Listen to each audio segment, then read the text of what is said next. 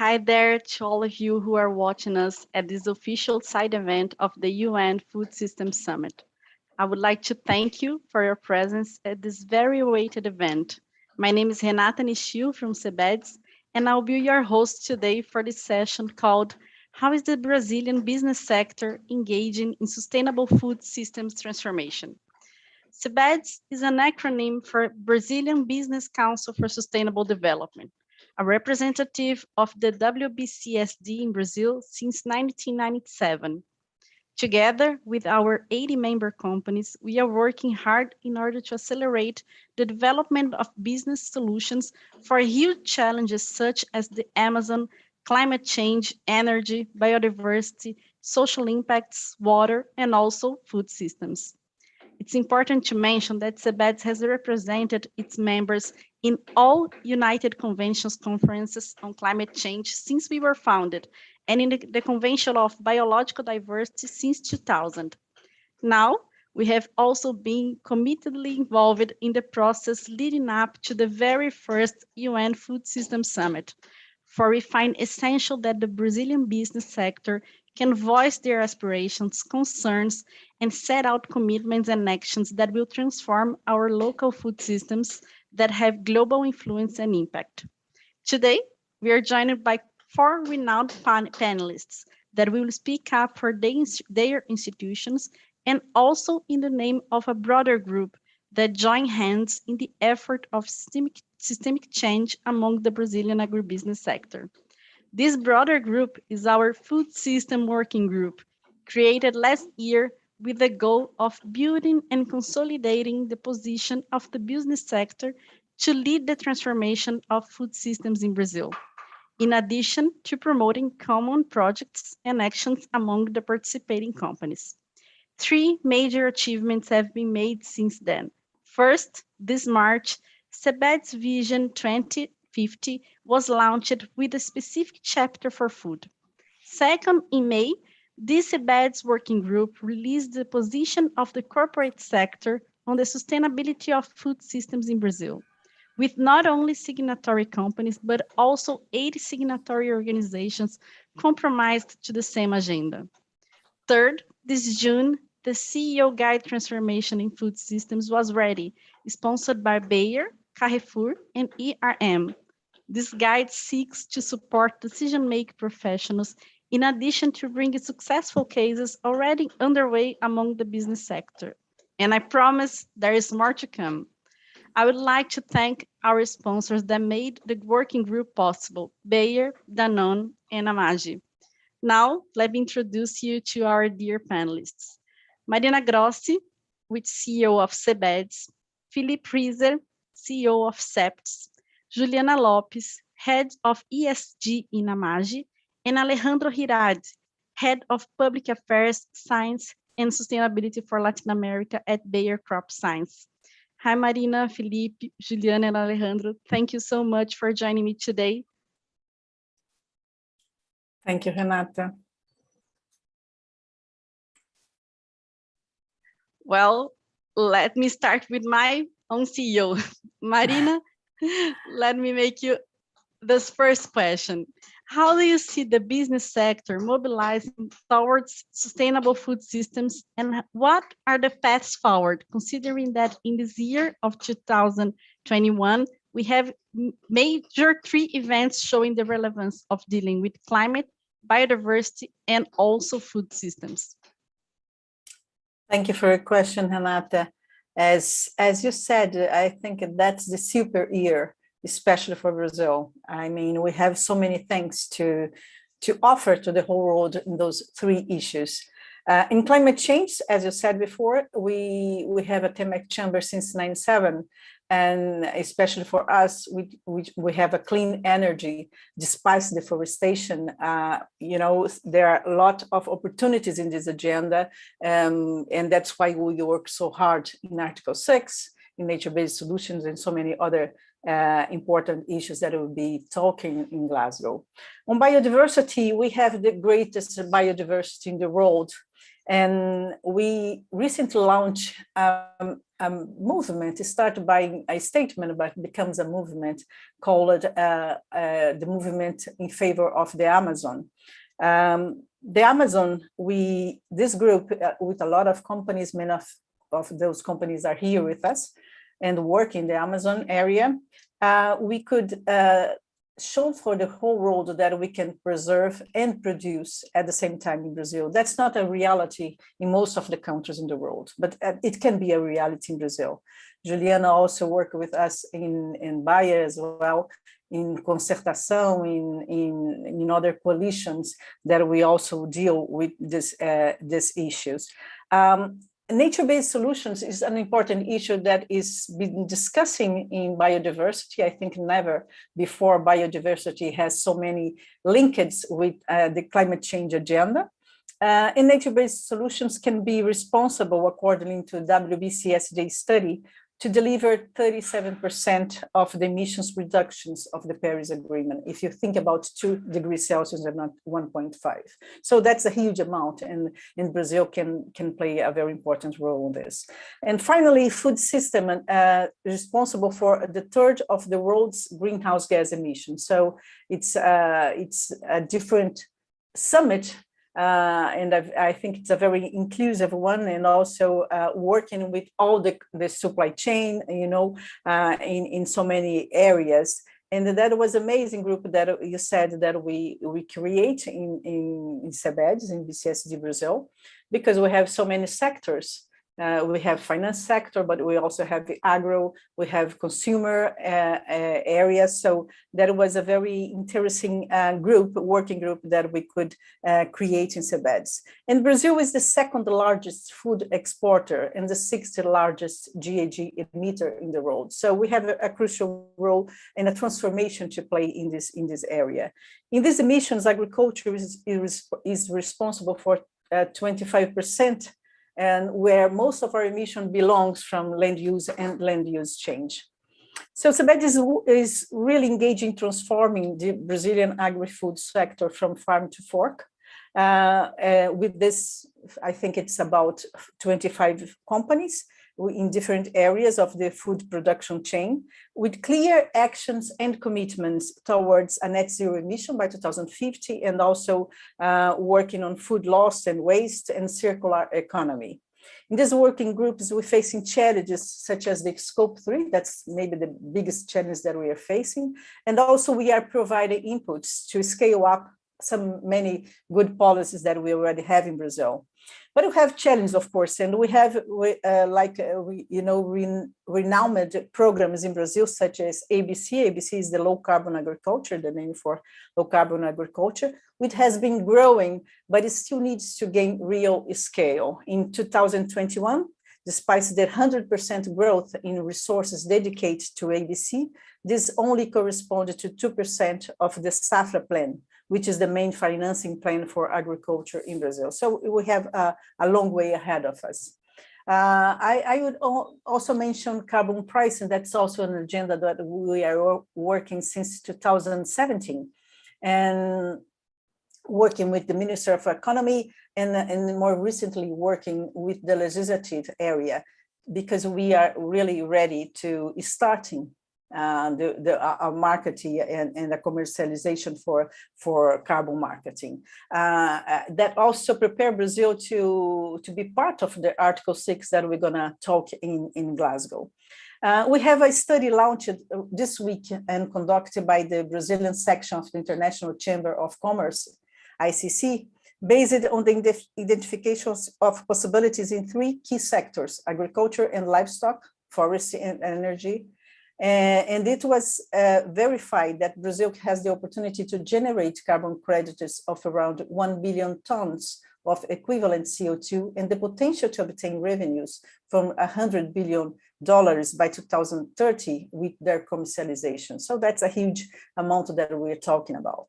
So I think with this cross-cutting vision since 2020, as you said before, SEBED and its associate had also been deepening in the food system agenda. And I think we are being the main Brazilian organization to lead the position for the private sectors, say what we can do to reach our Brazilian NDC. So that's how we're planning to work ahead of us after the conclusion with UNFSS, COP15 and COP26.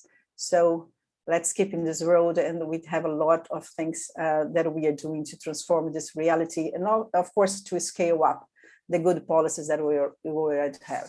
Thank you, Renata. Thank you so much, Marina, for bringing together all the subjects that we are connected at CBEDS, that is the biodiversity, the climate, and the market carbon, and the carbon market, sorry, and now the food systems. And now we're going to talk to Philip Heiser, Juliana Lopez, and Alejandro Girardi, one at a time. And I'm just gonna say here that I haven't said it before. We are talking in English because this is a rule of the UN Food System Summit, because this is an official event. So let me go to you, Philip. Philip works at CEPTS, and he's gonna talk to us a little bit about traceability, one of the three major subjects that we are talking about in this working group. So Philip, thank you for joining us. We know that CEPTS is a Brazilian technology company and has been accumulating a lot of knowledge about traceability in the Brazilian agri-food sector. With your knowledge, could you please give us an overview of the sector's traceability scenario in this country, explaining its advantages, particularities, challenges, and also ways to overcome these challenges? And if you can, please reflect on how traceability is a tool to combat illegal deforestation and how this contributes to solving the systemic challenges. Thank you, Renata. Many thanks for the invitation to be here.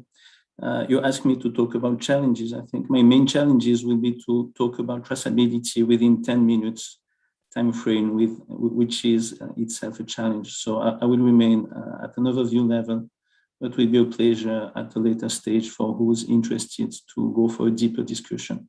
So traceability is not something new, because you know it from if you want to send a mail by post, there is traceability behind that.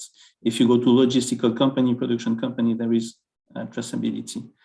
Now we have to discuss about the traceability of the agricultural sector, which is still something quite new. And why is this topic so important? Because I think we want to bring all the information from the beginning of the production process from the agricultural sector up to the customer, to the consumers, seeing better.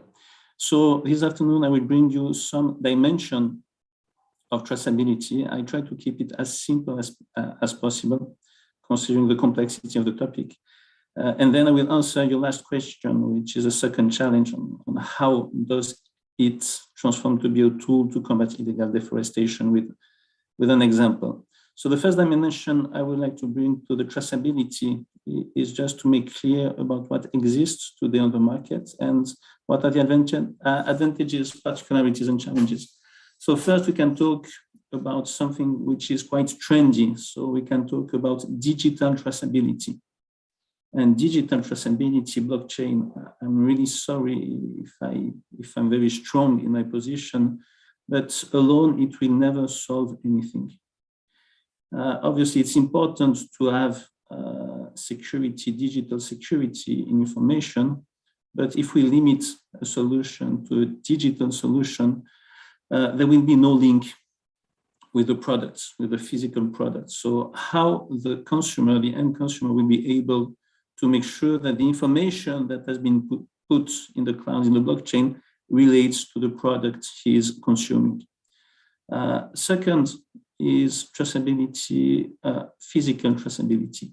Again, physical traceability only. You can estimate a stamp, any stamp that you can put on packing, on packaging, on a product. Itself and alone, it can bring some information about, okay, it looks like certified by an external brand, it's a yes, no kind of information, but you will not have more detailed information about that.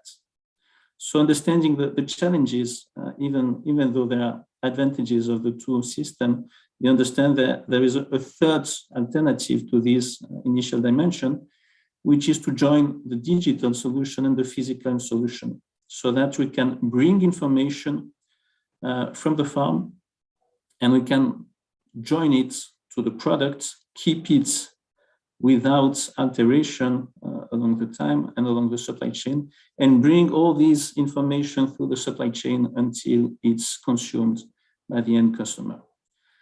The second dimension, which is very important, I think especially in Brazil, regarding traceability, is the question about self-declaration or use of a third-party confirmation. So what is a self-declaration? Let's use a very known solution in Brazil, which is the SysBov cattle register. So this system is a self-information from the producer. The question and the challenge we have behind that, so obviously the advantage is pretty easy. It's very intuitive. And then what's the challenge behind that? What's the probability, what the likelihood of trust we can have about those information? There, let me bring some information about the last 5 years of program that we are monitoring with seeds. And we are comparing the purity and germination rates of some seeds, which is also a sector where there is self-declaration from the producers. And interestingly, when we started to include in our solution an external quality verification through independent laboratories, we came up with results of up to 25% non-conformity. So you understand that the resellers, the buyers cannot detect that kind of information. Reason why the topic on self-declaration is very, very important, especially in Brazil. And I was mentioning the cattle register because we know that internationally it's no longer sufficient to be understood, the traceability of the cattle meat and for exportation. So we go for the third-party confirmation. So third-party confirmation, then what are the advantages? So usually it's independent. You have quality, it's quite detailed. So the implication of that it costs more. There are a number of protocols, and for the end customer, it's almost impossible to understand. So definitely there is a huge challenge to simplify the level of protocol. You can imagine a standalone company can define its own protocol. So at least we have to work within the sectors to make sure to understand what is sustainable soy crop best production practice so that the sector is aligned with that. Otherwise, the transformation industry, the food transformation industry, the end customer will not be able to differentiate them. And as well, when we go for such certification, the question is regarding always about the return that the producers can get from such certifications. It's always a question of investment, cost, benefits. And we know that not for all products, there is significant price premium that are allocated. So we have to go for, I think, something new, something more modern. And for the moment, I only talked about products. So can we track and trace products? I already gave you some examples with the advantages and the challenges. But when we talk about sustainable food system, we have to go a step further. Maybe not further, we have to step one step back, because to talk about sustainability, we have to understand what is the production process. And now I'm in a position to answer your second question, Renata. How traceability is a tool to combat illegal deforestation. If we don't go through the monitoring of the production process, doing only the traceability of the products, I will not be able to answer your question. So I will say, okay, traceability of the product only. You'll have to trust me because I will tell you that there was no deforestation, especially no illegal deforestation. Then what is a production process? Then we go into protocols. And let me bring you one example, a real example, which is in progress. And second, a second challenge is, because I mentioned for the protocols and certification, the question of the cost. And I think my personal opinion, we are talking about sustainable agriculture, we are talking about the environmental services and all what is done by the producers. So understand that the benefit of it should go back to the producers. When we talk about certification, okay, who's going to pay? The producers. So having this limitation in mind, Septis is also an associate of the ICLF network, integrated system for integrated livestock, crops, and forests, for which a protocol has been designed with 120 questions, criteria for assessment, so that we can measure along the production process, not at a specific standpoint, but during the whole year through, let's say, modern technologies, through satellite imagery, analysis, soil analysis, and so on. What are the efforts and the fulfillment of compliance in the social area, in the environmental area, in the economical area as well, to make sure that the producer himself can increase his fulfillment with the protocol, but also to bring him direct benefits. And this is where I will join the two ideas.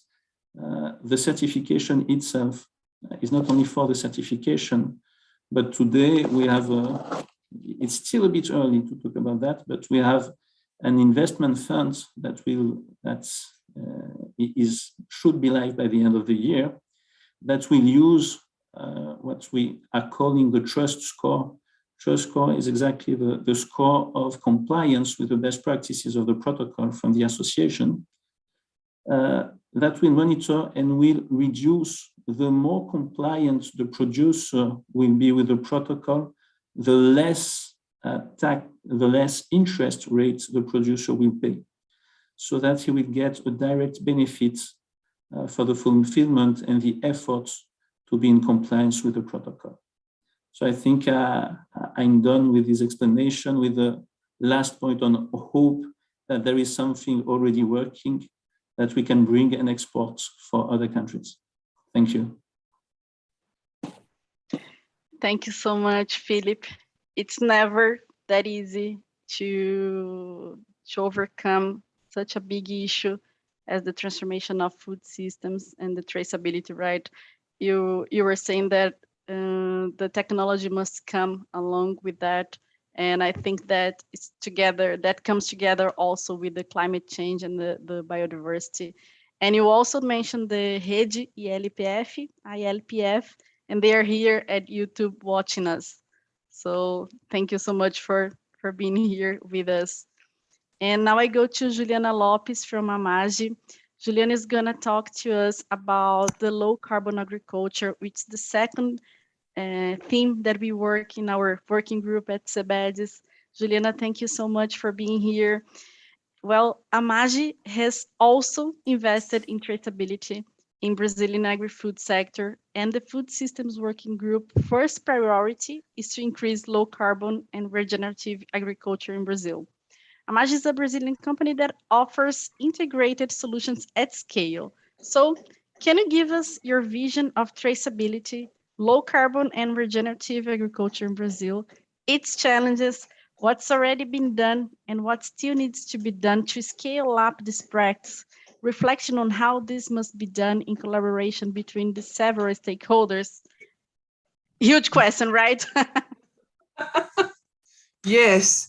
So thank you, Renata, for the invitation. Thank you, CEBEDES, all the team.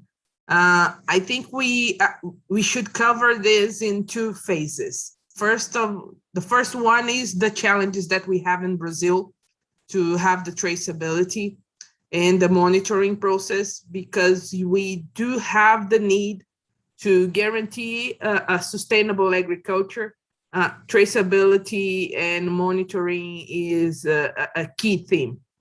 We will not achieve any kind of connection between the producer and the consumers if we are not able to deliver and say how the food was produced. I think this is the one key topic. And when we talk about climate change, this also comes as a very big challenge, because it depends on the way the food was produced. You know, if it helped to tackle climate issues, or if it also contribute to not have a better climate mitigation. So when you talk about agriculture, regenerative agriculture, we have a lot of studies that are mostly connected to agriculture, forest. We don't have that much studies yet in the implementation in huge areas like soy, like cattle in Brazil. So this is also a very big challenge. How do we really implement regenerative agriculture in areas that are very big, that produce normally commodities? So how do we implement that? It's a key topic for the next years.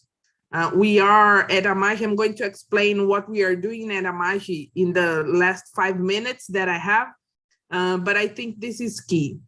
Another topic, it's as you mentioned, is low carbon. I think naturally we should work in a low carbon agriculture, thinking about how we are going to be able to say that Brazil is really contributing to tackle climate situation right now. And we are able to deliver this. We are able to deliver a low carbon agriculture, a low carbon production. So the point is that what we are doing and what we have to do to deliver that. One of the key things, as Marina mentioned, is land use change.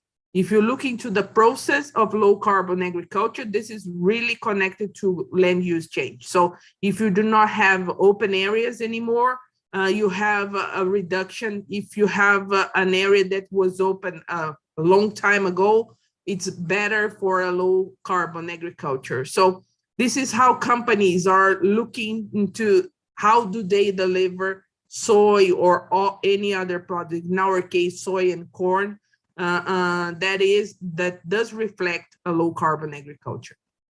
We have some results at AMAGGI. We are working on traceability and monitoring system for a very long time. If you look into the results that we already achieved, we already have all of our supply chain from the Amazon biome and the Cerrado biome already monitored. This, to be exactly precise, 99% of our producers that are in those regions, they are monitoring. And I'm talking about a little bit more than 15 million hectares that are monitored day by day. This means, just to give an idea, more than 1,400 cities of Paris. This is our monitoring system every day. This is how we look for. And in these 15 millions, almost 6 millions are native vegetation. So this also gives us a very good idea that the producer in Brazil also is working a lot on protection. So that's why when Marina says that production and preservation, they are totally connected, we are able to show that by our monitoring system. When you look into some of the specifications that we have already worked on low carbon, we launched last year our carbon footprint, looking to our own farms for soy, corn, and cotton. And we are about, on soy, 5 times lower on carbon footprint than the average of Brazil. What is the key part of that? First, land use change. We're operating in an area that it's not, that has been open for a very long time ago. And we have a commitment that we do not operate our own farms with the open areas deforested areas after 2008. So this gives us an edge on carbon footprint. We are working right now in with our producers. We launched last week our commitment through zero deforestation and conversion. We have some specific targets to have the full monitoring process on the Amazon and Cerrado by this year. As I mentioned, we already achieved 99%. So we are still missing 1% of our target. And on 2022, we are going to have all the direct suppliers monitoring by on Brazil, on the total area of Brazil. And by 2025, we are going to have direct and indirect suppliers monitored on Brazil, Argentina, and Paraguay. This is how we connect to the consumers, because we are going to be able to say how the soy was produced, where it was produced, and how they receive this soy. So we are able to say that it went through these warehouses to this port, and it went to this client. And from this client on, we have a blockchain system that is under development that we are going to be able to connect until the final client before he delivers to the consumer. When you get all of this and you get a footprint on carbon, we are able also to help the consumer to see and compare the products that they are buying, what are the ones that has a low carbon footprint. And I think this is how we are going to be able to connect the producers that are doing great. As Philip mentioned, you have a lot of producers that are doing really great, to consumers that wants to do good to the planet. And we hope that by having all of this, you have a systematic and transformation process. I think that's it. I hope this covered all your questions because it was too big. But I think this is how we can really support our fight to tackle all the challenges from climate issues, and also on food and agriculture sustainable production. Juliana, thank you so much. I know it was a huge question. It's a lesson learned. Let's not make that question so long the next time. I'm so glad and I congratulate Amagi for this commitment of zero deforestation. And it also connects a lot to the scope 3. This traceability also obviously connects to the scope 3 of the Paris Agreement. And now I'm calling here Alejandro Girardi. I hope I said your name correctly. I'm trying my best to use my Spanish. Well, Alejandro, Bayer has several actions in the transformation of food systems worldwide, and we have to think about the connections of actions along the chain. Could you explain the importance of combating food loss and waste in Brazil, and what role the business sector can play in this fight, given the strong power of multi-sectoral collaboration? Please also feel free to show the connection of this topic with the rest of this business agenda. And I forgot to mention that food loss is the third main objective of our working group. So if you could please go ahead. Thank you, Renata, and thank you for the opportunity to share here with you what we are doing on those fronts. And I'd like to step back just a little bit and share, the vision that Bayer has is health for all, hunger for none. That is our vision, and connected to that vision, that hunger for none, I think that has two elements to cope with to be able to feed a growing population. We need to be able to produce more in the same land. We don't need to expand that land, and then it's back to the topic of land use. but at the same time, we need to reduce food loss and waste, and that's a very important additional topic that we do care a lot about. So let me start with the different chains of the links of the chain in order to describe what Bayer is doing in each one of them. So probably one of the biggest places in which food is lost or is lost primarily, and where we have a very strong work for a long period of time is in the field. So as Juliana was describing before, there's a lot of food that can be wasted on the production in the field, and we historically have been dedicating to provide tools for farmers to avoid those losses, to cope with pests, to cope with diseases, to cope with weeds,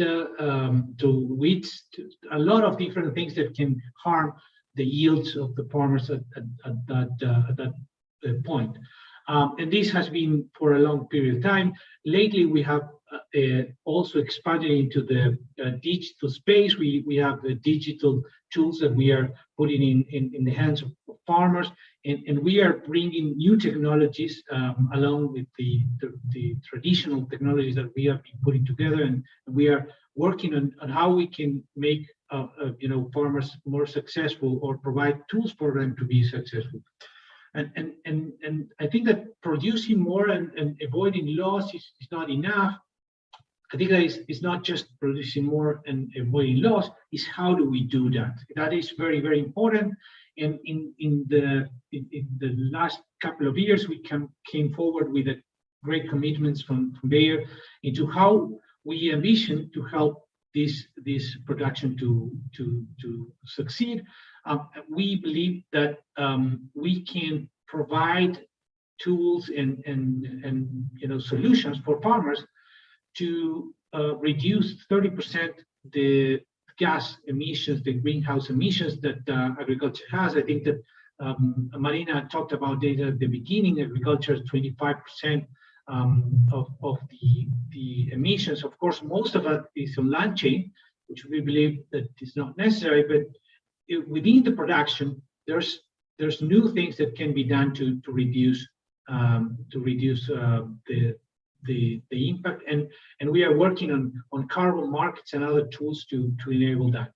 So the other one is how do we reduce 30% the use of inputs and we reduce the impact of agriculture. That's another topic in which we have been working a lot.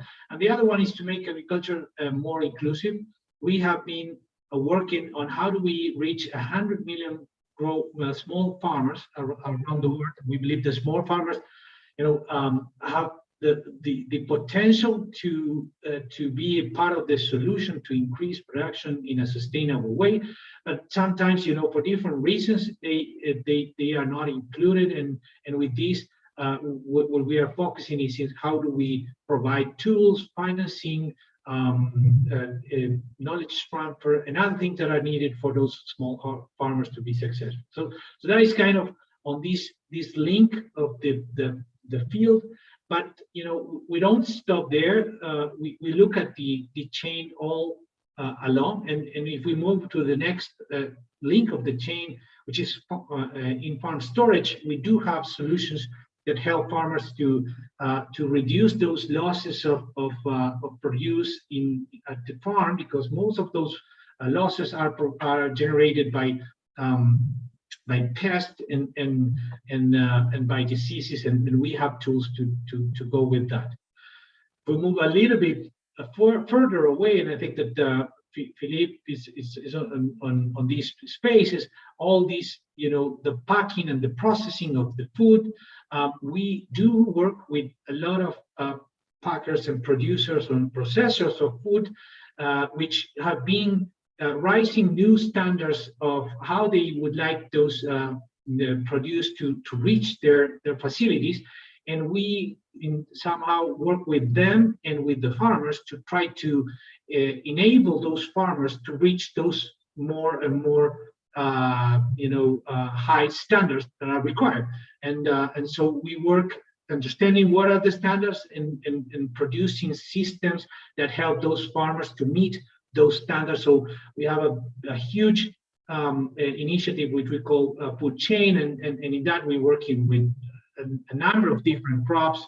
Of course, all the horticulture produce and fruits, and there's a number of different things that are elevating this set of standards. And of course, if you don't meet those standards, there will be food that will be lost or wasted along the process.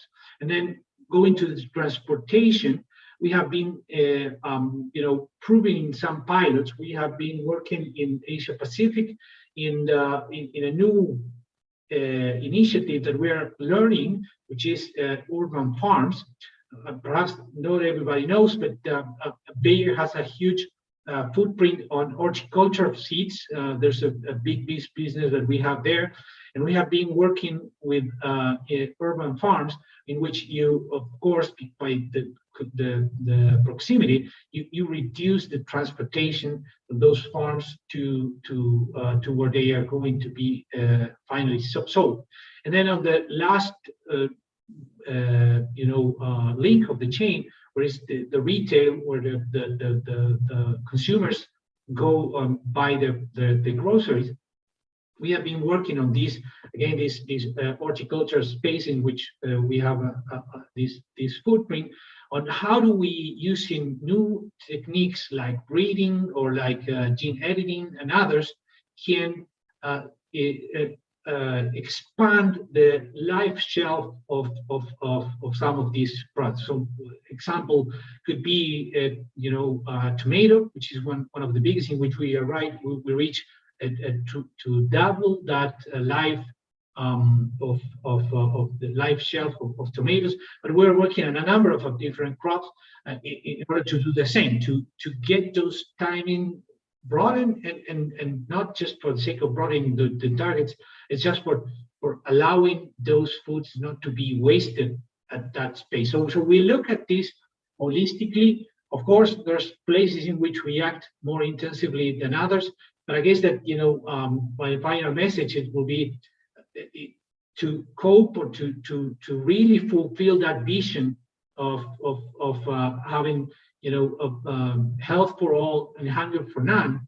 There's not only about producing; it's how we produce that food that needs to reach consumers, and of course, it needs to be not in just one place. It needs to be all along the food chain, because food loss and food waste account for a third of the what is being produced, and definitely we need all that's being produced to reduce to cope with the challenge, and then at the same time to reduce pressure on ecosystems.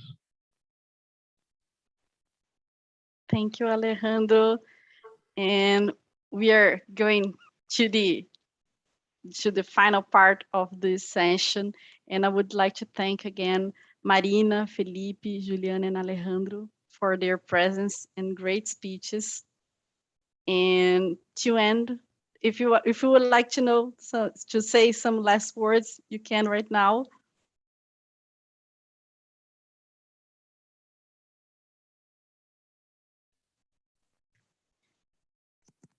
We have a go, Juliana.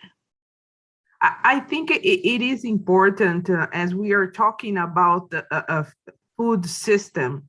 It is very important that all the dots are connected, and that everyone in the chain knows exactly what the other one can deliver and how this can be delivered, because this is the connection that we are going to have a future on a food system that is sustainable produced, because we will depend as producers on companies like Bayer.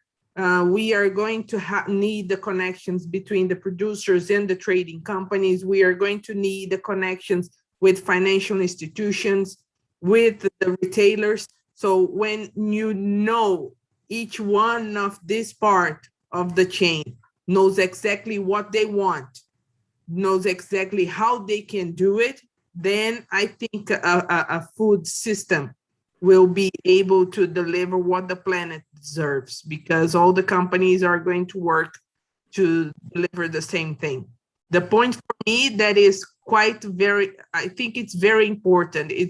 We talk about traceability, but traceability means connection. Traceability means the origins of the things. So when you know the origin, you have exactly what you expect, but it is very important that all the companies really make it public what they are going to deliver, because this will be the only way to have a food system that really works. And that I think that Juliana just demonstrates the size of the complexity of the challenge. I will go beyond what you just said. Traceability is connection, or traceability is trust. It's all about trust, and we have to give trust through all the value chain. And my last message would be, it's a message of hope. I like really this sentence: to produce and to preserve is possible, especially in Brazil. And I think the Brazil has a huge potential to help the continuous growth of the worldwide population, doing it in a sustainable way. Yeah, and the only thing that I would like to add is, food systems are very complex. They are a net of a number of different companies. Here we have large companies, but there's a very granular space in which there's a lot of companies. It's all interconnected globally. Brazil plays a big role in the food systems around the world. Food systems were put at a test with COVID, and they passed properly. I think that there's change that needs to be happening. It needs to happen urgently. There's no time for this, but it needs to be done properly, because if we do not do it properly, then there will be consequence, and usually the consequences are suffered by the weakest of the chain, and those are the ones that we need to take care foremost. So I think that that is the complexity and the opportunity is huge, and there's a lot of people that are thinking about this. So that's my last message. Thank you, guys. We do have some questions in our YouTube, but we won't be able to answer them right now. If you could please send this message in our website, we will be glad to answer you guys. And thank you so much, Alejandro, Felipe, and Juliana. And now, to end this official FSS Side event of the UN Food Systems Summit, I would like to point out a few information regarding the Brazilian scenario in this food systems agenda, and how are the business sectors included in the sustainable transformation, because we are very proud to be here as a Brazilian sector in this UN food system. It's been a long way, and we are very glad that we could be here. And first of all, the discussion on resilient and sustainable food system is of great interest to Brazil. We have a thriving agriculture responsible for almost 30% of the national GDP, and the food industry corresponds to more than 10%. And also, Brazil is the second largest food exporter in the world.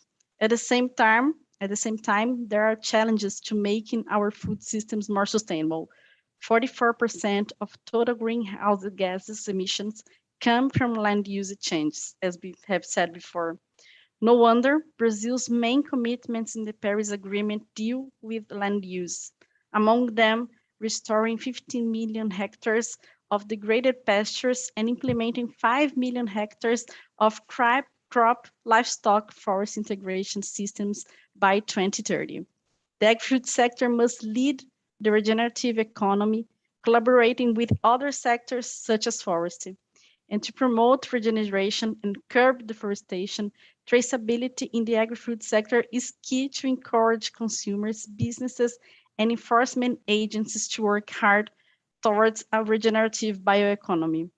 Furthermore, it's more than urgent to stop illegal deforestation. CEBEDS and its associates took a stand for strong actions with a document sent in July 2020 to the three powers that gathered signatures from around 90 CEOs. Also, combating hunger is aggravated by the pandemic is also urgent. Today, more than half of Brazilian households, it means more than 100 million people experienced some degree of food insecurity between August and December last year. Solidarity networks have been getting stronger, but structural actions are needed to eradicate the specter of hunger. Worldwide, we lose and waste more than 1/3 of all food. It's unacceptable to have hunger and waste in such proportions and relations. CEBEDS and our member companies are articulating and exchanging with the government about how we can contribute to the food system agenda, which will have a clear path of transformation after the summit. That's all for now. Thank you for joining us today. And you can find more about CEBEDS in our website, YouTube, LinkedIn, Instagram, and also Spotify, where we have 3 chapters specifically for food systems, and I talk to some specialists in this team. See you next time, and thank you very much. Bye-bye.